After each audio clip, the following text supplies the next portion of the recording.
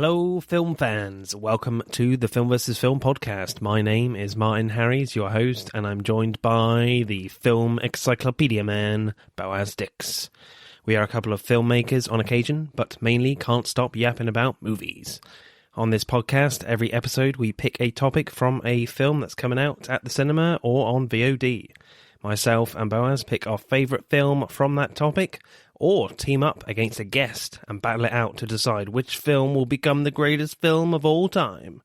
If you enjoy this podcast, please leave us a 5-star review and subscribe. Please enjoy part 2.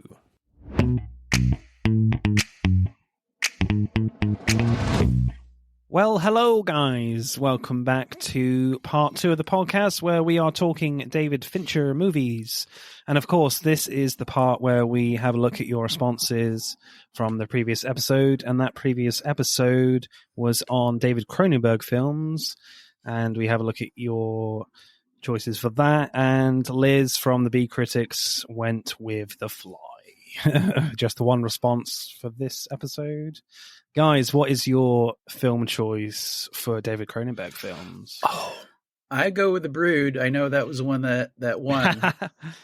Yeah. Always going to go with The Brood. Oh, I love Rabid. I like Scanners, but I want to say Naked Lunch. Oh, really? Okay. Oh, good one. Yeah. That is a cool one, yeah. Yeah, like it feels like he's expanding out a little bit. I mean, The Fly is quite good, right? It's almost impossible to beat The Fly. The obvious choice. Naked Lunch just has a warm spot in my heart. I'm a big Burroughs fan, Right. and Yeah. I couldn't believe the film existed whenever I found it years later after it had been released. Awesome. So my choice then for David Fincher films, I went with The Social Network from 2010. I kind of wanted to go for a bit more of a modern one, as you went with one from his career in the 90s. And I thought it would be quite an interesting matchup as well, The Social Network versus Seven. So when deciding like what film I was going to go for, when I was reading some of the articles about like the top 10 lists and things, a lot of people had this in like the top 2 or even their best one.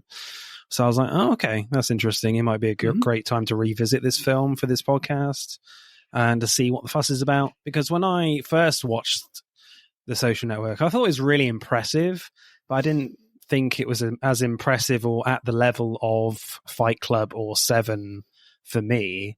So, but I think watching it now for this podcast, I think, yeah, it's got some really, really interesting stuff here, certainly for modern audiences as well. I mean, obviously I kind of grew up with the dawn of Facebook and social media.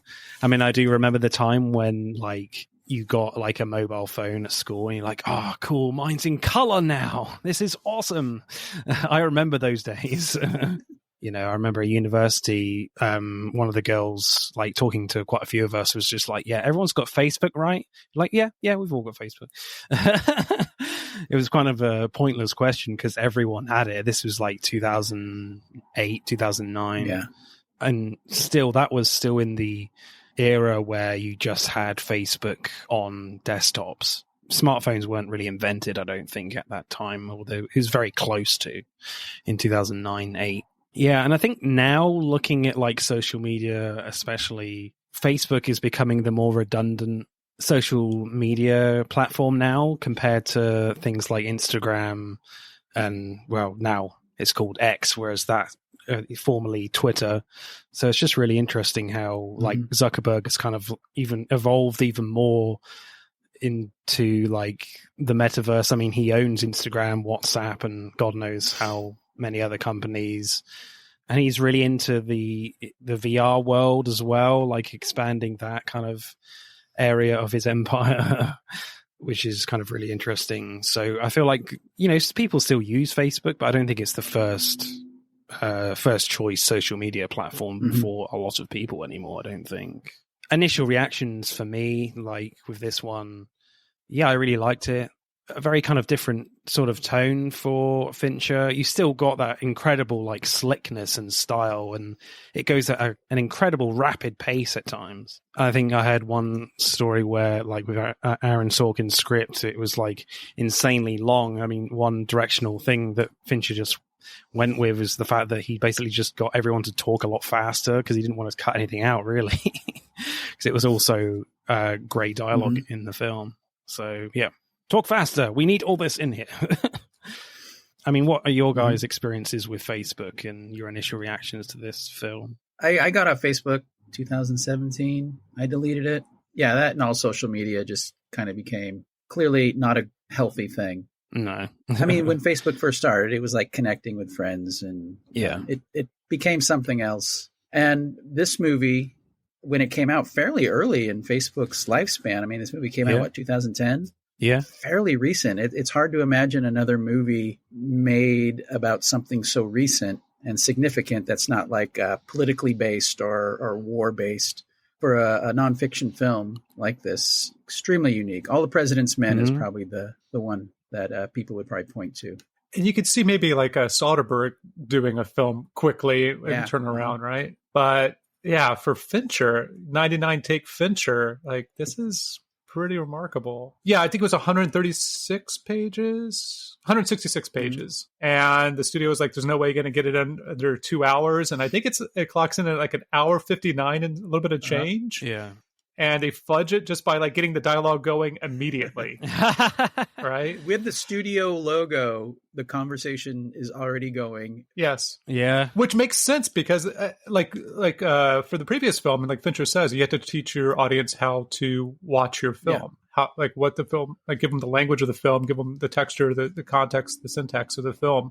And yeah, this film definitely does that by starting dialogue prior to even seeing anybody without it being a voiceover. But yeah, I joined Facebook in 2007. I had to go back and check. Right. Yeah, it was a lot cleaner than Friendster or MySpace. Like it had a little prestige behind it. It was the new thing. It was cool, as they say in the movie. It was cool for a while, yeah. Yeah. Now my grandfather uses it to sell stuff on Marketplace. Yeah. So what happens in the social network? Well, as Harvard student Mark Zuckerberg creates the social networking site that would become known as Facebook, he is sued by the twins who claim he stole their idea and by the co-founder who was later squeezed out of the business, Eduardo Saverin, played by Andrew Garfield, and the twins, the Winklevoss twins, played by Armie Hammer. So, directing then, like, for me, this film is kind of a match made in heaven between, like, Fincher directing and Aaron Sorkin writing. But I think, like, the unsung hero for this film that makes it feel so unbelievably slick is the music from Atticus Ross and Trent Reznor, because the film is so dense with dialogue. Sometimes the film feels like one big montage scene.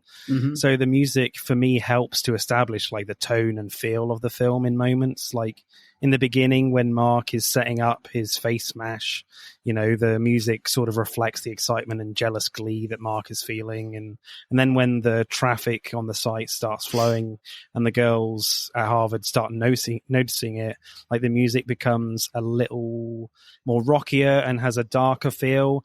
Then later, like the music is used, or rather cuts out for a dramatic moment when we see the first meeting with Sean Parker, Justin Timberlake's character, talking about whether they should start advertising or not and how much money they could potentially make.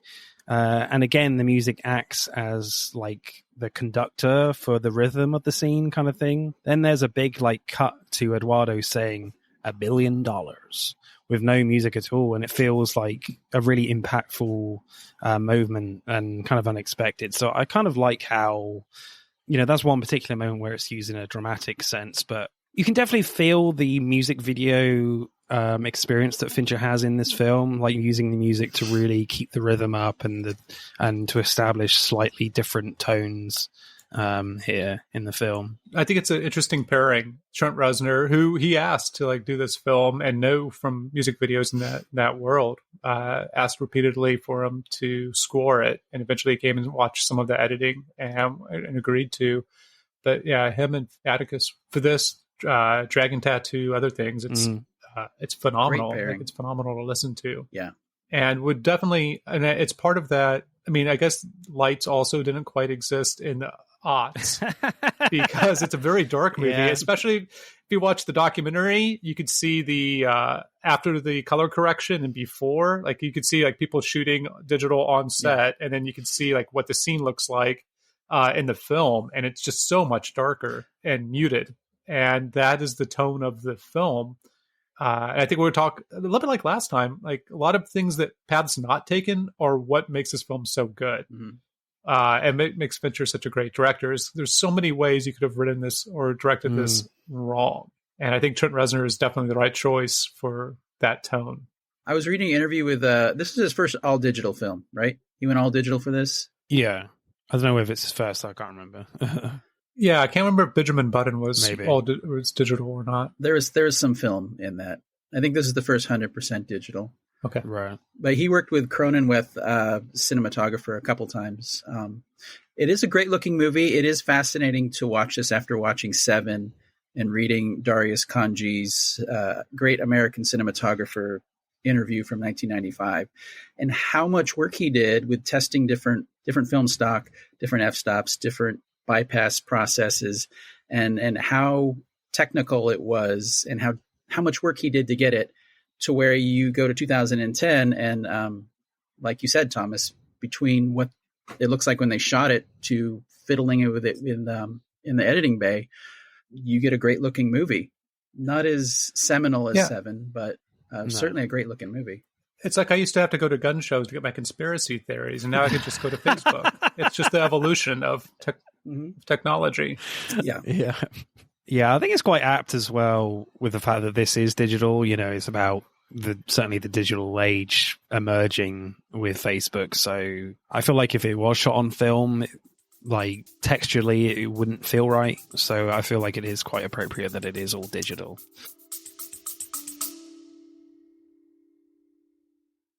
Hey, I'm James Lovino, and I'm here to tell you about Alternate Sides, a movie podcast with a twist. I've worked in the film business for 2 decades, but I haven't actually seen that many movies, and this has been driving my frequent collaborator, Sam, a self-confessed film snob, crazy. So every week, while he's stuck in his car trying to avoid getting a parking ticket, thanks to New York City's alternate side parking regulations, we discuss a classic film I've finally just gotten around to seeing. Alternate Sides, a new podcast about movies, parking, and a 25-year friendship, wherever you get your podcasts.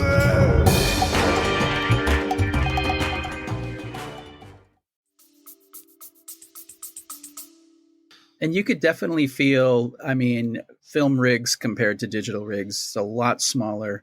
And you could feel the energy in the filmmaking with the actors because everything is a lot quicker. And it probably helped with the speed of their performances, despite the fact they had to do a zillion takes. Yeah, everything kind of works well. And also with this film, I find fascinating is the fact that you don't really feel the directing here, if you know what I mean. Like it's so slick and so smooth that I struggle to like find particular scenes where I could write notes for this section. It all kind of just flows into one, and you don't notice it so much, which is obviously a good thing. Well, I think part of the naturalism of it, I mean, the editing on this is amazing, right? But some of the naturalism where you have Justin Timberlake and Eisenberg, Sean Parker and Mark Zuckerberg in the club, and he's giving them the speech about the guy who founded Victoria's Secrets. That they're yelling, and just the perfect audio for almost not being able to hear them, but being able to hear them is like this magic trick that you don't normally see in film. Normally, like it would either like they're talking like we're talking, but the music's loud behind them, or it's mumblecore, or there's something else. So it was like that's the technical expertise I think that like a Fincher brings to a film like this. Absolutely, it's so smart. There's the interview with Cronenweth on the 10-year anniversary of the Social Network. He talked about that opening scene where Zuckerberg is breaking up with Rooney Mara. And it's really loud. And the way it's mixed, at the time, Cronenweth was unsure about it. And then Fincher had him come see a screening. And as soon as that scene starts up, everybody in the audience leans forward a little bit to try and hear what they're saying. And Fincher was like, once you have them in how I want to tell the story, they're hooked until the very end.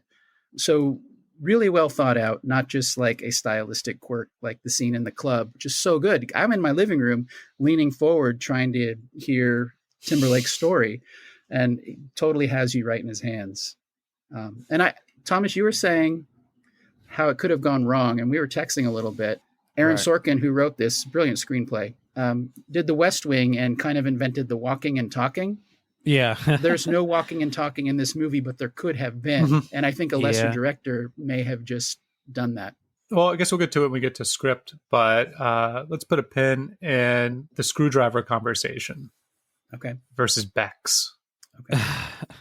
So, Fincher's definitely, I think he often wonders why we don't see more realism in films from people like getting into cars or leaving cars to go somewhere instead of just cutting to the next scene. And I think this film is a bit of an exercise in a lot of that. And even though things might, like the only real superfluous scene potentially would be meeting with the president of Harvard, right? Right, yeah. Or maybe because there's not any new information that's really given there, but somehow all the pieces pretty much fit together. I guess we'll talk about how perfect of a movie this actually is here in a moment. Yeah. I mean, I really enjoyed the humor in this film. Like, certainly there's a lot of jokes with dialogue, but there are some like cool college stoner comedy here, which I quite liked, where a kid just like falls in the pool when the zip line gives way from the chimney. You know, when Mark throws a beer bottle at Sean Parker's then girlfriend, she just doesn't even attempt to catch it. She just says, sorry. Then Mark throws another one, and somehow the beer like breaks by itself in midair. I don't know what was happening there, but which I always find a bit weird. Also, there aren't many scenes where like Fincher is using like the camera specifically to tell the story, mainly because the film goes at such a rapid pace. But I liked the scene where Eduardo gets back to New York, and before that he mentions he's scared of his girlfriend Chrissy. So Fincher puts some like thriller elements in there with like some tight shots on the door, and you have like the classic shot of seeing someone's shoe shadows from the other side of the door at the bottom, and there's like a quick track up to the lock as she opens the door. Then later in that scene, the visual humor comes back with Chrissy over the shoulder of Eduardo on the phone, burning her present in the bin on the bed. And, you know, she's completely blurry, but you know exactly what's going on. So I liked the little splashes of visual humor here that Fincher brings. Yeah, I also think that this is one of the first. I keep trying to compare this in my head to Michael Mann's. Is it The Informant? The Insider. The Insider. Yeah. Insider. I'm sorry, The Insider. And that style never, I guess, I felt took off as far as telling a historical story. Right. But the method here of multiple storylines and the pacing of it and the look of it, the rhythm of it, feels a lot like things that would come subsequently, for better or worse. Yeah, and I think that this might be like teaching us how to watch all those other films that would come later that might not be as good. Yeah, talking of that like style of Fincher's in here, that where you get some scenes that kind of play off and lead on to other scenes in the future, as if they're in the same scene kind of thing. I noticed that a lot in Christopher Nolan's Oppenheimer this year. He does that even more, really, where it's like you're watching one scene, but we're kind of hopping from loads of different timelines in that film. So in both films, they're really impressive, and I really enjoy that kind of narrative storytelling in both movies, and especially here as well. I think it works brilliantly. Like you're basically, you know, hearing about the same scene in both timelines, but contextually they're completely different. I think Fincher and Sorkin do that masterfully, frankly. And there's not a lot of hand-holding when they first established the different timelines. Yeah. There are a few cues, but there aren't blatant. It doesn't shift to black and white. It doesn't tell you what year you're in every time they go back and forth. So it treats us with a little bit of respect of figuring out ourselves. Yeah. And John Getz plays the lawyer from Men at Work and Blood Simple. Cool. Talked about him a couple times. Thomas, favorite scene or shot for you? I mean, I enjoy the opening as far as being able to telegraph what the film's going to be. Yeah. And so his interaction with, Dragon Tattoo, Zuckerberg's with Eric Albright, Runa Mara. It's everything that I liked about The West Wing as far as delivery of lines. Right. It really, it sets up that, and then the montage that would follow, cutting between hacking drunk to create that's so good, the precursor, and the wild parties that are going on. I think the great thing about this film is that you have two different people trying to create it. You have the script, and then you have David Fincher, and I think that there's a tension between those two that creates a pretty interesting film, but also might leave a film that's too much of a blank template. But that first scene, I think it's just masterfully done. Sorkin dialogue. I was going to call you Zuck then. Ken, what is your favorite scene or shot for you? Well, I mean, the two noisy conversation scenes I think are amazing. The meme to death scene where Garfield figures out he just got fucked over, and it pulls back and follows him, and he smashes Zuckerberg's laptop, are all-time classics. But there are two scenes that keep this from being like a perfect movie for me. They bugged me when I first saw it, and they bugged me watching it last night. It's when they go outside and there's digital steam from their breath. It's terrible. It looks so unconvincing, and I can't help but notice it every time I see it. And then the rowboat race with the Winkelweih, something about visually how it completely changes the visual look of the movie just for that scene, because they're fuzzing out the outer rims of it, maybe because they obviously didn't film it in Great Britain. You would know better than I. Yeah, it's all green screened, I think. Yeah, but visually it did not work for me. The rest of the movie, I think, is borderline perfect, though. They row on the other side of the river there, and that's what you're seeing is they had to run it in reverse. Yeah, pretty much. I would say so. Just like the credits of Seven. In all films in the UK, the credits are the wrong way. But I agree with you, Ken. I think it's a bit jarring as well, like visually, and in terms of the story that rowing regatta in Holland. I don't think you're losing much in the film emotionally, narratively, if you get rid of that scene, or at least the boat race itself. Yeah. The rest of it, I think, is about as good as you could possibly direct it. And I like how using an almost genre template of shooting it like a thriller, even though it's just people talking the entire time, instead of just making a really boring talking heads picture. It could go wrong, but absolutely does not here. One of his best. I think my favorite shot is just that last simple shot of Jesse Eisenberg and that last title card that comes up right at the end, which reads, Mark Zuckerberg is the youngest billionaire in the world, which is obviously a monumental achievement at the time, but he looks as miserable as he's been in the film. Yeah. It's just a great last shot there for me. Yeah. Just hitting refresh, hoping she friends him back. Yeah. So directing score, guys, what are you going for The Social Network? I'm dinging it a whole point for the bad CGI breath steam and the regatta. Right. So I'm going to go 8.5, Thomas. Yeah, well, we'll stick at 8.5. No. I'm going to give a 9. So we'll go up to 8.7. All right. Awesome. For me, I just love how slick this movie is. I don't think you're going to get like a slicker movie of how fast this movie goes. It goes at a click. My God. And yet, I feel like there is plenty of breathing space sometimes for the characters as well to really let the emotions sink in, especially for Mark Zuckerberg. Yeah, so I think I'll go like I think I'm with you, Ken. I'll go like an 8.5. And there's an insane level of detail that Fincher has into getting all the technology and clothes exactly right. Nothing that would have existed after the time that they were supposed to take place. There's one shot after the great Bill Gates scene where the fake snow, which is not great, but somebody wrote in fake snow on the back of a car, beat Cornell.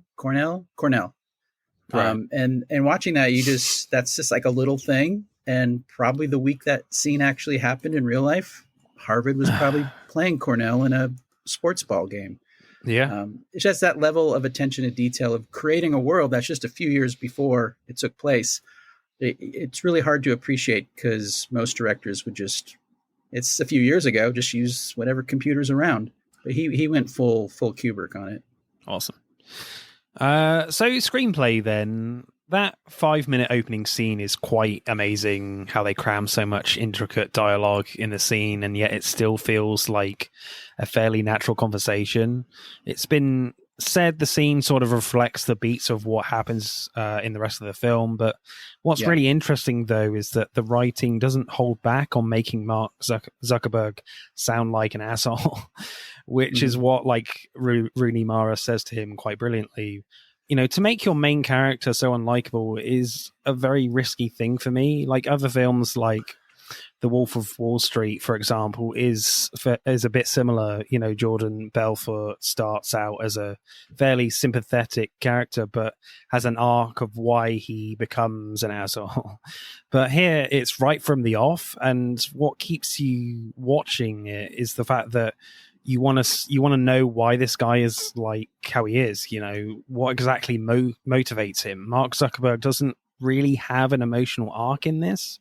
He's the same from start to finish here. And with the scene itself, you want to keep watching because the dialogue is just so clever and slick, even though the guy is an ass. Mm-hmm. So does the screenplay work if you don't know anything about Mark Zuckerberg or Facebook? I think so. It's hard to put myself in that position, but I mean, the film deals with a lot of like tech jargon and computer coding and stuff, but I think there's enough good storytelling in here from both the writing from Sorkin and Fincher's directing with the pacing that you don't need to necessarily know the ins and outs of these coding technical things.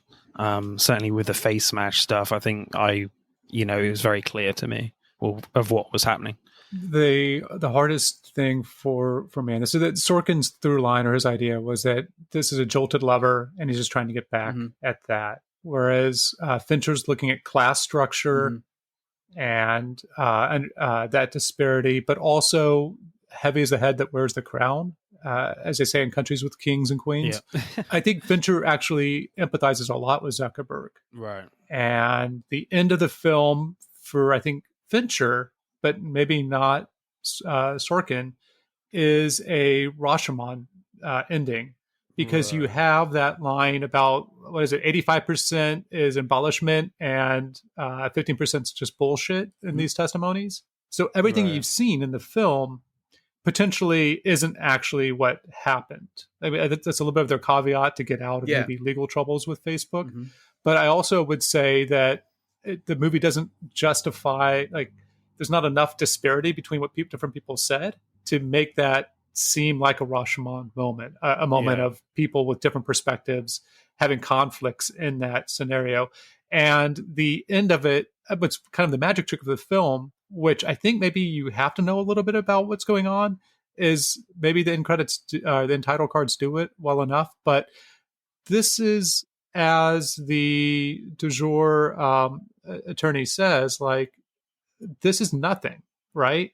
Like, as the Rashida Jones character says, like, this is nothing to you. Like, pay these guys millions of dollars. It is nothing. It's a write-off. You're going to be you're a billionaire. And so everybody gets off with a bunch of money. The twins didn't really do anything. And the business partner, if you watch it unsympathetically, if it wasn't Spider-Man as his business partner, he could have tanked the company. Yeah.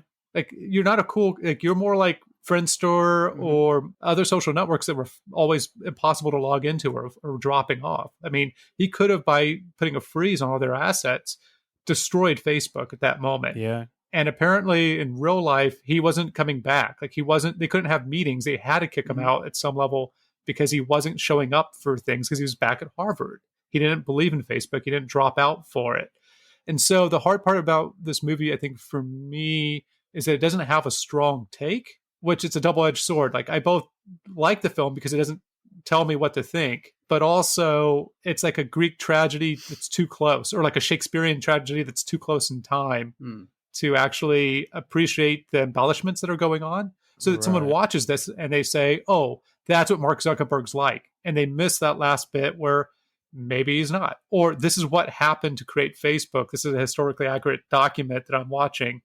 And it's not. It's a Sorkin script about two friends and their mistress, who's Justin Timberlake, who comes in and steals away Zuckerberg, steals away Eisenberg. So I think it's the hard part for me for the script, is that it's great. I love it. I love the structure of it. But afterwards, I'm left wondering, like, do I just take this as fiction? Do I like this is Rain City, or do I take this as Facebook, or how do I deal with the fact that people take this as fact as opposed to an embellishment of a story? That's why I keep going back to like Russell Crowe and Pacino and the Michael Mann movie, is that it's hard to know what's truth in that film and what's not. And in this film, I think everything's purported just because of the way that it's shot as being what really happened. And you have to really pay attention to Rashida Jones at the end to be able to know that maybe that's not the case.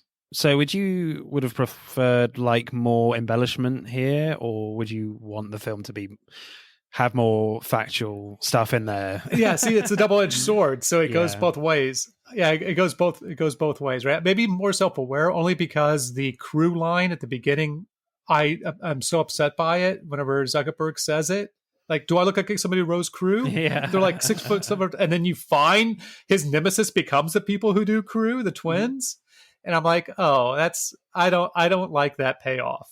Yeah. I like the payoff of the psycho girlfriend who shows up. I like the payoff of reusing the phrase about fish and like the two different types of fish whenever they're talking about cannibalism, and he's using the lines that Justin Timberlake's character used during the dinner. I like that type of repetition. The repetition of, oh, he doesn't like crew people who row crew. Oh, there's people who row crew that he's supposed to be in business with. Like it that's too on the nose, cutesy for me for this film. So I hadn't watched this in over a decade, I think, like you, Thomas. But I asked my daughter, who is a fan of the movie, about having watched it and what they thought. What they said was, in a good way, that it's very gay. So when I watched it, I wasn't necessarily watching it as like shipping Eduardo and Zuckerberg, but from the point of view of it being like a love story, like a bromance love story, and how it breaks up. Like you were saying, JT is the guy who comes in and breaks them up. They don't overplay it, but Eduardo is the only guy who was ever really Zuckerberg's friend and kind of believed in him despite how weird he was. And it is kind of sad. And I think that goes to the performances of Eisenberg and Scarfield. It's like all the best love stories are ghost stories, and they all end tragically. And that, from that point of view, I think it works extremely well. Yeah. And yet, kind of like that, the last moments in the film, it's not about like Savrin. It's about like his kind of disappointment that he can't get the girl that he wanted right at the start, Rooney Mara's character. But I think that's Sorkin's ending. I think that Fincher's ending is that he's like he cannot be trusted in court for disposition. Like he is an unlikable person who has created, and a person who cannot be social, who has created the means of being social for other people, and only he could create it because he's not a social person.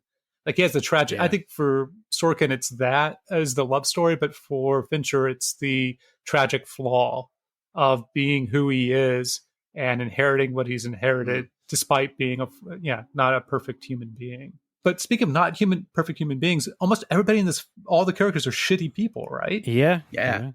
And this is I'm not a Justin Timberlake fan at all. I'm actually anti-Justin Timberlake, but in this movie he is so perfectly cast, so hateable. Brilliant casting on Fincher's part. Well, that's the thing about this film, like as you said, Thomas, like in some ways, you're just like, why is this film so popular when a lot of these characters are so unlikable? But I think, that's not the point. Like, all these characters are just so interesting, and there's so much depth to them that you want to keep watching, even though you don't really want to know you don't want to meet these people in real life. So I think that's what keeps you going in some way. And so to return to it, whenever he's doing the hack fest after he's been rejected, Zuckerberg, and he's drinking during this, right? As he's in the opening scene, right after the credits, yeah. No dialogue, and he gets there and he starts typing and he creates the face smash. Yeah. In the script, he was drinking a screwdriver, which in the States is vodka and orange juice. Right. If I remember right, Fincher was confused by this because he said, we have his disposition. Like this movie was being written at the same time as another book was being written, but almost all of it came from Sorkin reading the depositions from the court, or from that proceeding. And he said that he was drinking, and we also have his blog because he was blogging during this. And in the blog, he says he's drinking a Beck's. Right. And Fincher says, why don't we have him drinking a Beck's if that's what he was literally drinking? Why embellish it with a screwdriver? And Sorkin said, well, he would get drunker that way. Fair. Yeah. And what college kid drinks a Beck's? And Fincher says, he did. He's a college kid, and he drank it. Come on, we'll just give him a Beck's and go with it. And so that's the battle of wills between those two people, where it's not quite two co-directors, but I think that's the both the brilliance, the greatness of this film that we see, but also maybe what leaves me a little confused at the end, because it's both a dramatization, but it's also a realistic depiction. I don't think everything that Fincher wanted to do maybe came through because of the Sorkin script, and Sorkin definitely didn't have everything come through because Fincher was in control. Interesting. Yeah. So I guess for you, can you feel certainly the conflict in the narrative storytelling then for you? Because I think around this time, like, Sorkin was starting to become a director himself with like things like Molly's Game, the Ricardo's movie. Yeah. Fincher let him direct the last scene. The last scene of the last day, Fincher said, I'm going to get on the car. I already have all my takes. Why don't you just do this last one with the second unit and let Sorkin direct. And he also acts in this. He does. Yeah, I don't think it's very visible, but on the screen as you're watching it. But I think knowing more about the film, it's easier to see. Like, there is a little bit of a tension in there between. It's not David Fincher's not an auteur. He's not writing. But that's good though, isn't it? I think so, because he doesn't he unlike an Eastwood, Clint Eastwood. Like, he definitely his thumbprints are. He doesn't just shoot the script that he's given. Yeah. Like, he did go through 3 weeks of table reads before they ever started shooting, just to get to the core of the story. And Sorkin was okay with that. I think what's interesting about like the face mash thing at the start is that there's a little moment where Mark can't actually set up this site about like ranking girls without like Eduardo's algorithm. So he needs like his maths expertise to work this out. Then, of course, when the Harvard network goes down, we cut to this meeting room with a bunch of lawyers talking to Mark. But across from the table is Eduardo. But he's not particularly the main focus of the scene, but he's there. So the film sets up that we're going to get like a parallel storylines here, from two different times about the creation of Facebook, but revealing straight away that Mark and Eduardo will end up at odds, which I find a great decision, because you already know that Mark pushes people away and is very unlikable. So it wouldn't be a surprise that Mark and Eduardo would fall out at the end. And yet we still really want to know how and why, even though we know the outcome of this story. So I do kind of find it really interesting that Fincher / Sorkin goes with this reveal right from the off that, they are at odds at the end of the story, right at the start, kind of thing. And the only non-shitty character, probably aside from Rooney Mara's character, is Garfield. And it kind of has to be, just because you can't be rooting for Zuckerberg. Yeah. Right. Then you don't have like the sense of like tragedy there or fatal flaw. And you definitely don't want to root for the twins. No. But you could see that movie, right? You could see either of those movies and picture them and what they would be like. And they would definitely be like decent Hollywood fare of, oh, these twins were robbed by this nerd of like their idea, and now he's made millions, and now they're suing him. Or you can see Eduardo, like you can see Zuckerberg's story of, Eduardo wasn't interested in this, and it hurt, and he took off with his girlfriend in New York for a Lehman Brothers internship, and then went back to Harvard and was never around. But yeah, I think our point of view character is Eduardo, just because he's the likable one. Mm-hmm. Yeah. To make it basically, Ken was saying, like a love story with jilted lovers. Yeah. So I read about, Max Minghella plays the guy who works with the Winklevi. I forget his real name. But when he met the real guy after they'd made the movie, whoever made the introduction talked the real guy into using an Indian accent. Right. Because he hadn't met him before. So he used an Indian accent, and Minghella's face just went white because he had just done an entire performance speaking out an accent. I mean, that's the kind of stuff you can do when you've been paid off by Zuckerberg, I guess. Oh, God. I think the storyline I struggle with is where, like, the Tyler Winklevoss twins think that Mark Zuckerberg stole their idea of Facebook, and it felt quite flimsy at times because the evidence that he stole their idea isn't really there in the narrative or explained in the writing very well. Mm-hmm. Because all we have is like a verbal agreement that Mark agreed to help them set up their site and a host of emails blowing them off. And that's about it. So I was like, why is this here? Like, is this really adding anything? Why don't we just focus on Mark and Eduardo more? But then it hit me when one of the twins says, "We're gentlemen of Harvard. This is Harvard, where you don't plant stories and you don't sue people." The twins act as characters that are more hateful than Mark Zuckerberg in a way, because they don't have anything really to fight Mark Zuckerberg. They just feel entitled to do so. Mm-hmm. So the characters just help to balance out your feelings for Mark rather than just hate Mark the whole time. You get some glee in seeing Mark emotionally take down people that are worse than him in the twins in some of those hearing scenes. Plus it's better now because it's obviously Armie Hammer. I know the twins end up getting the settlement money from the lawsuit at the end, and I don't know all like the legal reasons why they can sue Mark, etc. But I think their characters are in this story because they can sue him, it just because they have the ability to and the ego to. It's not like they need the money, and it's not like Mark is going to lose much money either. So it's just kind of this cultural ego thing for me, why the twins have such a presence in this film. And that regatta scene with the reception afterwards, where they finally decide to sue him, and Armie Hammer says, "Let's frickin' gut the nerd," even though you can tell he's not saying frickin'. It was PG-13. Yeah.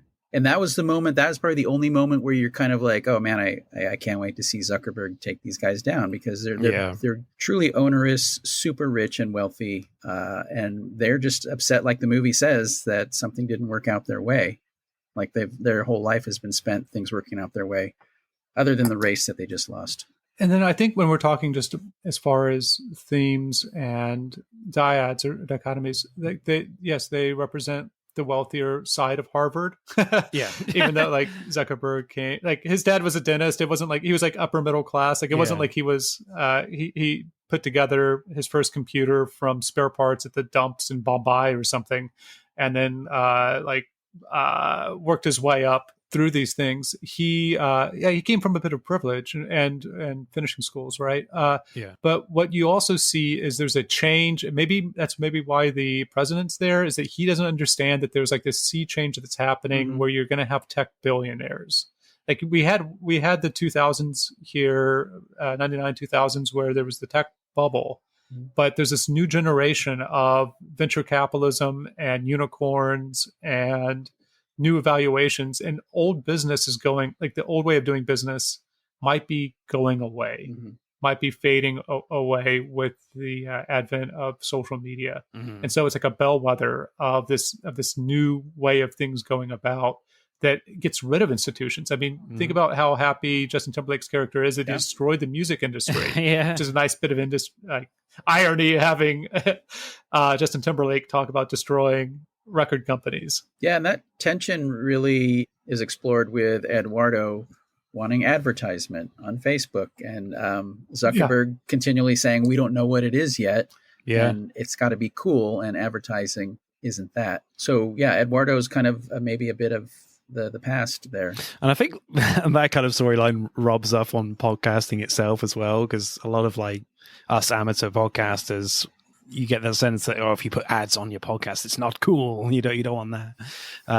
That's the advice I always got when I was setting up mine. Like, you don't want ads to start off your podcast. So funny, interesting lines. Then I got a bunch here. I mean, it's filled with them. Yeah. I made the second cut. That's good. You should be proud of that right there. Don't worry if you don't make it any further. And that opening dialogue exchange between Mara and Zuckerberg. I have to go study. You don't have to go study. Why do you keep saying I don't have to go study? Because you go to BU. Then there's a bit of a pause, and then he says, "Do you want to go get some food?" That's a great moment. Yeah, when he checks the math. Yeah, I just want to check your math. Yep, I got that too. Yeah. Was it $17,000? It was like 1,000 plus right. 16,000. Yeah. I mean, I don't really know what BU is, but I find it funny anyway. Is it Boston University? It'd be right. Boston University, Okay. I think, right? You're right. Okay. It's across the desert from New York. Yeah. Okay. Justin Timberlake, when the cops come to the party, and he's been so Mr. Cool Guy the entire time, practically wearing horns. He's like Satan in the story. And then the cop's like, "What's that?" That's my EpiPen. "What's that?" "That's my inhaler." Yeah, sure, man. Sorkin takes him down so quickly with just that. Yeah, cracks me up. I love the Larry Summers character, the president of Harvard, and just his interaction with like his secretary or his personal assistant. Yeah, where he's just asking like, like, "How did they get this?" Yeah, Anne, punch me in the face. Go ahead. Yeah, exactly. Yeah, that is great. One which I kind of find really ironic, where one of them says, "That's got to be some kind of land speed record for talking." Yep, that could be in almost every Aaron Sorkin script. Yeah. Though it's not a line that's given, I do like the detail of Zuckerberg opening like the package that we get earlier, and it's just sitting, and doesn't seem like Chekhov's gun or anything, and then he opens it up after Sean's been arrested, and it's his I'm CEO pitch. Yeah, that's a cool moment.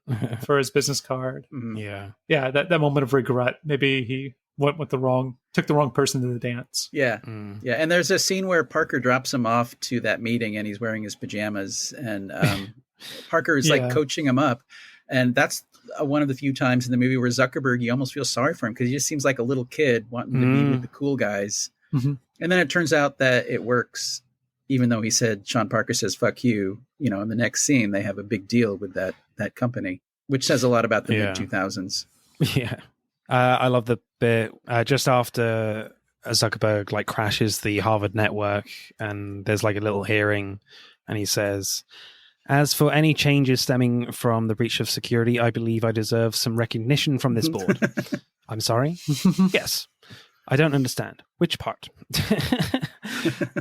I know you've done your homework, and so you know that money isn't a big part of my life, but at the moment I could buy Mount Auburn Street, take the Phoenix Club, and turn it into my ping pong room. It's brutal. Yeah. Eisenberg's just delivery on all those things. Remember, they're in the disposition, and then you have the lawyer asking him, "Do I have your full attention?" Yeah.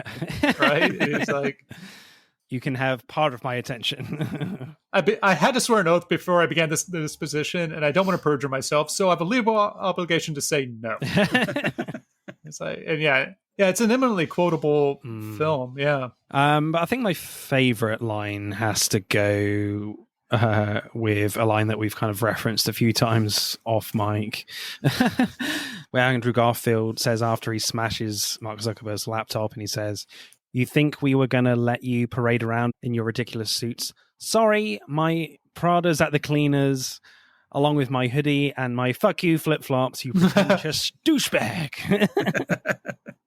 That's a great one. Have you got a favorite, Thomas?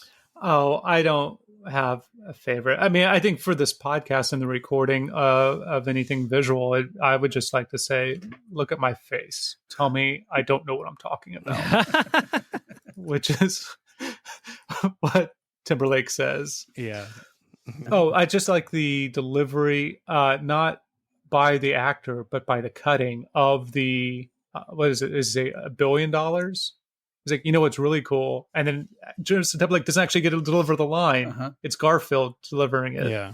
I think that's a nice, amazing touch. Have you got a favorite for you, Ken? I think we've covered all of them for sure. So, screenplay score, guys, what are you going for The Social Network? Thomas? I think we're going to go with a 9. That's a lot higher than I thought you were going to go. Yeah. Do you agree with that, Ken? Can you live with that? Higher or lower? It's such a great script. Yeah, I'll go with 9. Yeah, it's such a great script, obviously. And, there's so many quotable lines. It just flows so brilliantly. There's no saggy moments of pacing. It whips along like an absolute freight train, and it's all the better for it. Yeah, it's really satisfyingly done. I don't think it's as good as 7 in terms of the script for me, so I'll go a 9.2. Wow. And you're probably glad that they cut that scene where Mark Zuckerberg at the end is crawling into the window of Erica Albright, and that's where they were going to end the film. Yeah, it does not end on a Hemingway quote. Garfield runs in. Yeah. Oh, God. So acting then, I kind of like the little scene where Joseph Mazzello, who plays Dustin Moskovitz, asks Jesse Eisenberg about whether a girl he likes has a boyfriend or not. Jesse looks tired and looks a little annoyed about what he's saying. He doesn't really care and says, people don't go around with a sign that says... Then it's like a light bulb moment for him about the Facebook relationship status idea. But it's not like an overexpressed thing at all from Jesse Eisenberg. He basically just runs out of the room. In other movies, you would get a reaction from Jesse where he calls him a genius and Joseph looks confused again. It just reflects how selfish this character is in quite a lighthearted moment, as well as more of the serious stuff. Also, he's wearing shorts in winter. What is with that? I don't understand. There we go. Yeah, they didn't do a montage with a bunch of different people changing their relationship status. No, which they could have done. Yeah, yeah. I think there's a billion ways this film could have been worse. Yeah, and very few that it could have been better. Originally, they were going to have Jonah Hill, or that's what the studio wanted. Right, was Jonah Hill to play the Justin Timberlake role? Really?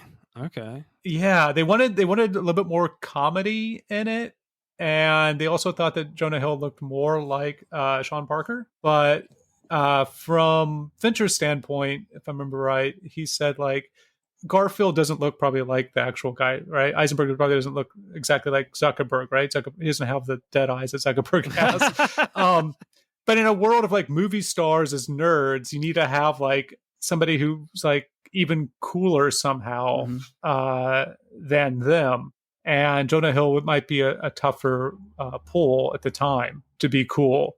Yeah, it would feel like it was going the other way. Yeah, white. They're looking up to this guy. Yeah, it wouldn't work at all. Yeah, because in Wolf of Wall Street, it was that where Jonah Hill was the guy that wanted to be with the cool guy. Yeah, and there's no way you would be convinced that Jonah Hill would be able to have 2 Victoria's Secret models come in at that nightclub. You're not buying that. you can, but not for his bringing sexy back. because he has money. Yeah. And a good personality. That's about it. But money. Yeah. He's a flim-flam man for sure. Yeah. That's how he's portrayed in the movie anyway. I think but then moments later, after the scene I just spoke about with the kind of the non-light bulb moment, when Mark makes Facebook go live, Mark does this weird swaying back and forth thing. It's quite subtle, but it seems quite a weird choice. Isn't he praying? Something like that. Yeah. What's the Jewish word for praying, Thomas? Deafening? Is that what it is? Am I pronouncing that right? What? I was reading up on it today. Oh, right. And that was something they talked about. Okay. It's like he's completely overwhelmed by what could have happened to him in that moment. But I always kind of associate that sort of movement with like disabled or autistic people when they like self-simulate kind of thing. So I didn't know whether they were trying to say that Mark Zuckerberg is actually autistic. That's how I felt in that moment. But it did strike me as a bit odd. Same thing for whenever he's giving the guttural stop in the scene with Sorkin as the appetizer person. It seems like an odd choice, but it's that part I think was definitely in the script as far as right. showing how disengaged he was or how much he wanted to self-sabotage it. One of the things that Eisenberg was saying was that it's great to work with Fincher because you're going to do 99 takes, and the whole reason to do so is that you get rid of whatever you came. Like Fincher's idea for this is people come in with an idea of what they want the scene to be, but they're all doing it in silos. All the actors aren't acting against somebody else when they do that. They come up with their idea of how they're going to deliver their lines and how they're going to react, and that might not be true to the scene and the moment and the other person that's in it. And so what he's trying to do with those 99 takes is beat that out of them.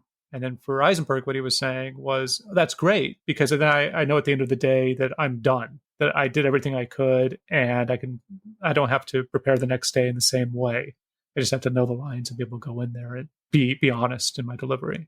I love Andrew Garfield's performance here because he starts off as this pretty cool guy, very level-headed and enjoying life at Harvard with Mark Zuckerberg. But as things start to go wrong, and especially when Sean Parker arrives, you can see like the frustrations bubbling away. Like he's still very expressive and angry at times, but you feel like he's still got more to give when he eventually gets screwed over by Mark and Sean when they dilute his shares. You know, when you have that initial laptop smashing, you think that's the climax of his rage against Mark. Then it cuts to this brilliant scene with the lawyers where one of them asks Eduardo who got their shares diluted, and he just says it wasn't, to like everyone apart from him. And he's just staring at Mark the whole time with these amazing resentful eyes. Then you get like that incredible explosion of an insult about the flip-flops, which I appreciate because I hate flip-flops too. So I love how you can see like the same level of anger in both scenes when he's calm and in his rage mode kind of thing. So yeah, I think Garfield's pretty amazing in this. Yeah, I think Eisenberg is one of those performances where he's so good that it's just going to follow him around the rest of his career. Yeah. It's like the dude who played Scorpio in Dirty Harry. Couldn't get another role where he wasn't the same character. I found it, by the way. When he asked if he is praying, Sorkin explained that what Mark was doing was davening, davening, a word that comes from Yiddish, which generally refers to prayer in Judaism, but which specifically refers to the type of head and body movements that Jews traditionally make while praying. Oh, okay. I did not get that. That's your Yiddish lesson for the day. Yes. Favorite performance, Thomas? Who are you going for? I think Eisenberg was born to deliver Sorkin dialogue. Yeah, definitely. But I'm afraid that no one's going to stick up for Justin Timberlake in this film, so I'm going to go with Justin so that other people can have the ringer. Okay. I said he was perfectly cast. Yeah, he is perfectly cast. I think he's pretty good as an actor for me. Yeah, he's just one of these just brilliant characters in this film where you just really don't like him. There's just a lot of levels of dislike, and he's very much up there. Yeah. I would have the Winklevosses right at the top. Yeah, everybody's perfectly cast. Like Armie Hammer's perfectly cast. I'm gonna change mine to Rooney Mara. Because I think Mara, I watched last night, The Girl with the Dragon Tattoo, and just to see the performance contrast and her to be able to keep up with Eisenberg in that first scene and all the patter, I'm going to go with her instead. Yeah, she absolutely can keep up with him in that opening scene. I love her in Carol, Todd Haynes' movie. I think she is incredible in that film, has beautiful chemistry with Cate Blanchett. Definitely a very underutilized actor in cinema today, for sure. Yeah. I think for me, I'm going to go with Andrew Garfield. I know it's the more like expressive performance, but I always just find his performances in movies just so captivating, and you just feel like there's an extra level he can go to, especially in his rage in this film, which you don't expect that he can go so far, which is great. So I'm going to go with him. And he does a great American accent, like Ken's been doing. Yes. Thank you. I was going to say, Garfield has that thing that great actors have, where the camera just kind of loves them. Yeah. He's just really easy to fall in line with any movie that he's in. He's got a really long neck and a big head, which always helps. But he just has a warmth to him, a natural warmth to him. It's just, it's just one of those indefinable things that some great film actors have, where the camera just loves them. Favorite performance for you, Ken? Who are you going for? I'm just going to go with Eisenberg. I think Eisenberg, at the same time, making Mark Zuckerberg, the real Mark Zuckerberg, humanizing him a little bit in making him such an unlikable character, but also just one of the indelible character creations of this century. I cannot think of Zuckerberg and Facebook without thinking of Jesse Eisenberg. And that's kind of unfair, because Zuckerberg is probably far worse than the movie makes him out to be. But that's part of being in a great film and a great performance. Yeah, I look forward to the sequel where we get Mark Zuckerberg versus Elon Musk in their boxing match that they're going to have. That'll be a fun one. Who do we want as Musk? Ooh, that's a good question. It's got to be somebody really unlikable. Jason Statham. No, unlikable. Yeah, you can't have the Stave. No way. Who's the guy that played Indiana Jones' son? He's kind of been canceled. Oh, yes. Shia LaBeouf. Yes. Shia LaBeouf? Yes. Yeah. Let's get LaBeouf in there as Musk. Well, have him be Zook, and then have Kevin Spacey be Bob, the Amazon dude. Bezos. Yeah, Sorkin and Fincher have discussed the idea of making a follow-up many times. Yeah. Just haven't cracked the story yet. Acting score, guys, what are you going for? So good, and has such a great cast, and so many people have gone on. Screenplay you gave a 9 and directing 8.7. I'm going to go 8.7 with the acting too. I think everybody's in line with the director. Yeah. Yeah. Yeah, you got Spider-Man and Lex Luthor. I mean, what more can you want? You agree with that then, Thomas? 8.7? 8.7 is good with me, yeah. Excellent. Yeah, I think this is pretty excellent. Do I think it's better than 7? I don't think so. I do prefer the performances in 7, I think. Yes, you could argue it is a little bit more subtle in The Social Network, and you maybe don't appreciate the performances so much here because of the rapid pace in this movie. So I'll go like an 8.6, I think. Oh, fairly close. It's also a huge sprawling cast in Social Network, and it's to be able to keep people clear, the individual actors really have to pop in a way that they don't in 7, because they're different types of movie. And Fincher is so great at casting people, where I always think of the cartoonist way, where if you put them in silhouette, could you tell who they were? And Fincher, just like Michael Mann, has always been great about casting people that just look good and distinctive in a room together. And you can definitely do that in 7. I'm not sure you can do that as much in The Social Network, I don't think. I think somehow he does it at the table well enough, even though there's a bunch of white dudes there for the most part. Right, let's add up the scores then for The Social Network. Time to get my abacus out. Do you guys know how to do the relationship status in Facebook? I haven't done that in a long time. Do we need to know something? Did you get anything annulled? Do I need to talk to your partner? Right. The Social Network gets 52.5, whereas 7 got an upgrade because I counted it wrong, and Fincher was annoyed I did not put 7 at the end, and that got 56.7. So 7 wins this episode. Well done, guys. I'm going to go eat a can of spaghetti now to celebrate. Please don't die. Next episode, as Napoleon is out, the new Ridley Scott film. He is churning films out like anything, that guy. He's in his late 80s now. It's insane. But for that one, we'll be talking Joaquin Phoenix films and hopefully have guests from the Matt and Mark movie show. Guys, you have been amazing as always. You certainly know your stuff about movies. This is your opportunity again to talk about your podcast. And where can we find you? It's The Good, the Pod, and the Ugly. Each season, we tackle a different subject, actor, or director. You can find us where all good and bad podcasts are: Spotify, Buzzsprout, Apple, all the places. And this year, we're wrapping up our side hustle season, where we talk about films directed by people who are better known as something else, mostly actors, but we've also done musicians with Prince and David Byrne. We did Tom Savini, was a makeup dude, and a few others. Thomas? Cool.